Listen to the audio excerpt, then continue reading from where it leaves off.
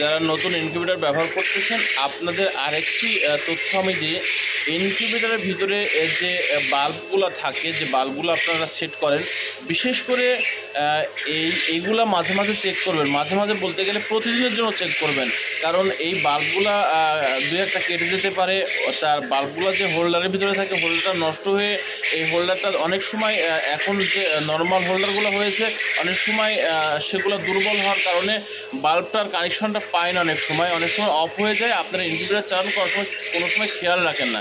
এটা যদি গরমের মধ্যে হয়ে যায় তেমন সমস্যা হয় না, কিন্তু শীতের মধ্যে যদি আপনার দেখা যাচ্ছে 6টা বাল্ব আপনার ইনকিউবেটরে রয়েছে বা 4টা বাল্ব রয়েছে, তার মধ্যে 2টা কেটে গেল অথবা হোল্ডারের কারণে নড়ে গেল, বাল্বটা অফ হয়ে গেল, অফ হয়ে যদি থাকে তাহলে আপনার ডিমের সঠিক তাপমাত্রা তারা দিল না। কারণ প্রত্যেকটা বাল্বের স্থানে কিন্তু ফ্যান সেট করা থাকে। ওই বাল্বের তাপের উপরে ফ্যান বাতাস একবারে ডাইরেক্ট পৌঁছে দেয় এবং ওইগুলো বিশেষ করে চারিদিকে ছড়িয়ে ছিটিয়ে দেয়।